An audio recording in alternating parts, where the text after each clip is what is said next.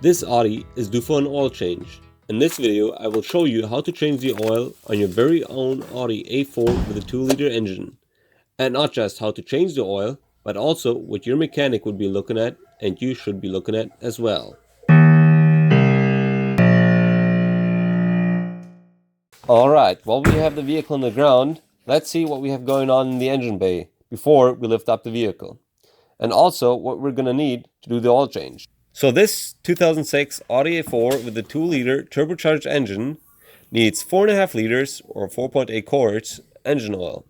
Make sure that the oil you're using meets the Audi specs. Look for the number 50200 on the jug to make sure your oil meets the spec for your car.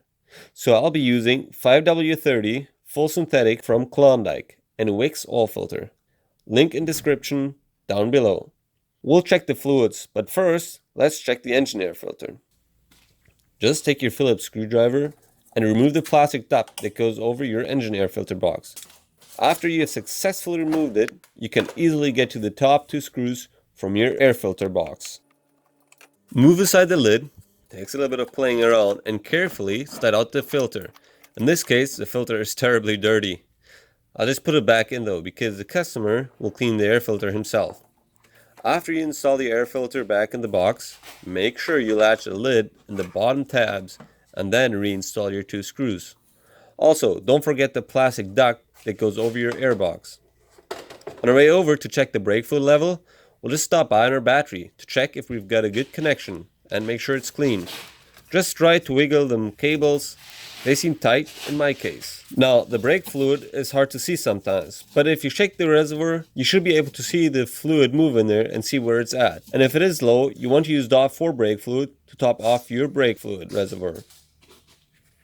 We'll just look at the serpentine belt here for a second.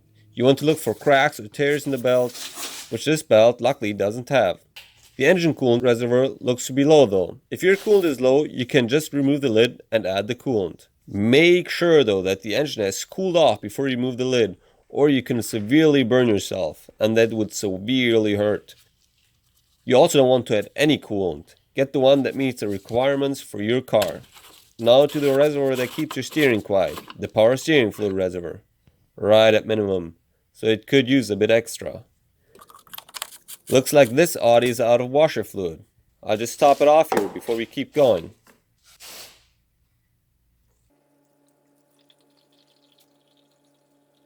It took about 3 liters, and it doesn't seem to hold it. It's leaking right out. I guess this is what 3 liters of washer fluid looks like. We'll have to check that out. The problem and repair will be right at the end of this video. If you lift your car on a hoist or with jacks, you should quickly check the front end. Grab the top and bottom to check for play in the wheel bearing. Then grab left and right to check the steering linkage. There's an inner and an outer tire rod. See if there is any play in the upper ball joint by pressing in the top of the tire.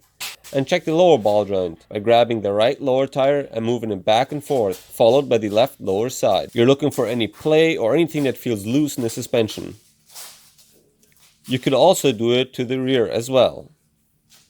This customer has installed a very sturdy skid plate here that I'll have to remove to get at the engine oil drain bolt and the oil filter housing.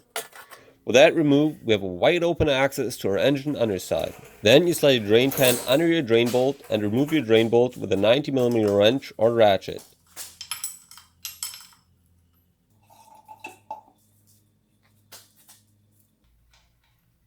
While the oil is draining, you can look for your brakes and everything else that's under your car. For example, the CV boots tend to tear and let gravel into the joints. Brake hoses sometimes break. Make sure they aren't cracked. Check to see if your sway bar links are tight. You could also make sure that the drive shaft is in place and that the center support bearing is not loose. It keeps the drive shaft from flopping around. Now, this is bad. Now, because this isn't all-wheel drive, or quattro as Auto calls it, you can also check the rear differential for leaks and the rear CV axle boots for tears. Looks like grease is getting out of this boot, but the other one looks good. Again, just grab things and make sure they are tight. While it is still dripping, I'll just open the door to find a sticker in the door jamb somewhere that tells me the right amount of tire pressure that this car needs. After you find a sticker in your car with a tire pressure spec, take your tire filler. If you have compressed air at home, adjust your tire pressure accordingly. Looks like I'll have to drain some. This is perfect. How about a light? After it's done dripping oil, we can snug up the drain bolt so we can slide the pan under the oil filter. There's this little cap that you can take off at the bottom of the oil filter housing, and then get a little drain hose on that drain bolt and then drain all the oil out of the oil filter. I decided not to use it, but to just take the oil filter off. There is a little drain screw. Also, disconnect this connector to clear the oil filter housing. One could just use a wrench to take the housing off, but I just use my good old oil filter wrench. Little tight, but it comes loose. You can use the oil filter wrench just like a ratchet and it works in any position. Once the oil filter housing is loose, you can do the rest by hand. Brace yourself for all the oil coming down though.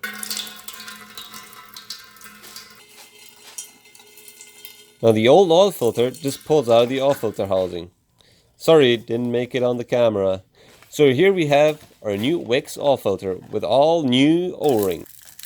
You can remove the old O-ring with a needlenose plier by grabbing a little tab that's on the O-ring. This is what the tab looks like.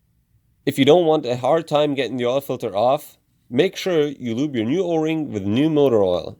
I just dipped it in the jug and then made sure it is spread all over the O-ring. Then you want to place the seal back in the oil filter housing in the same groove that you took it out of, with that little tab facing towards you, away from the housing. Make sure it's seated all the way in the groove before installing your brand spanking new oil filter into the housing. As simple as that. Then you can take the oil filter housing with a new oil filter to where it's supposed to go. Careful not to rub all the dirt that is on the car into your new and clean oil filter. With plastic threads, be extra careful not to cross thread the housing, but getting it on straight. Just hand tighten it and then snug it up with your wrench.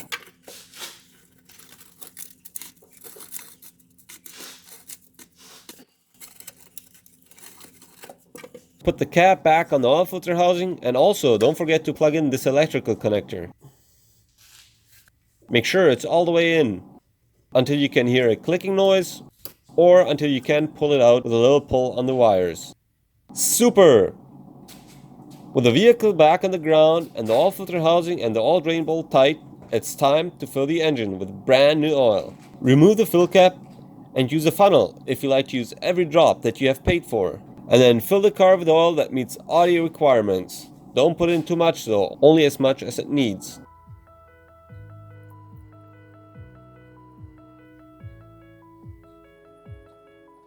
Before I'll start the car, I like to check and make sure we got enough and not too much oil in the engine. It looks good. But remember when we took the oil filter off? Well, as soon as I start the engine, the oil pump will fill up the oil filter housing right away. So after the first run, the engine oil will be lower than right after we add the oil. Before you run the engine, you want to put on the oil cap. After that's done, start the engine.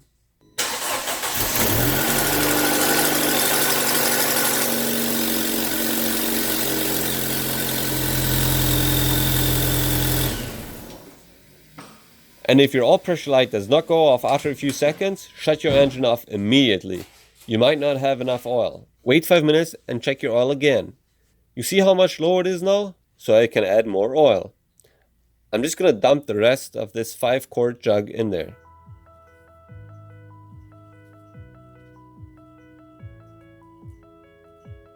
Put the cap on, recheck, and perfect. Right at max. And we're done.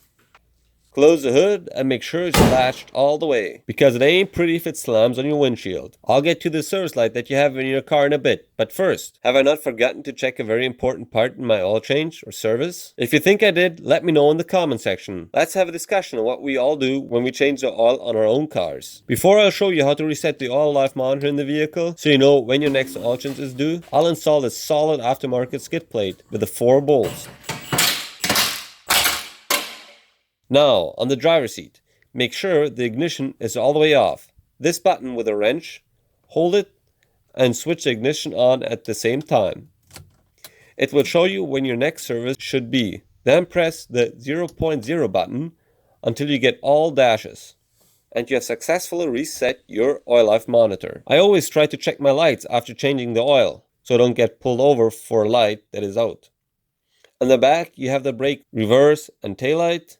On the front, you've got low beam, high beam, left signal or right signal, and your fog lights.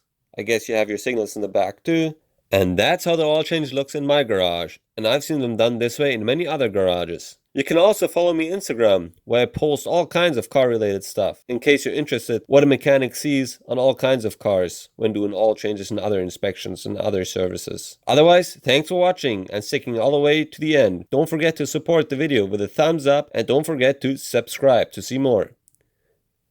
For the washer fluid leak, there's this hose that was supposed to go to the headlights, so you can clean your headlights while driving. With the new S-line bumper, the customer has never connected the hose, so the hose was just hanging down. So quick hose plug tip. Just take a bolt, screw it all the way in,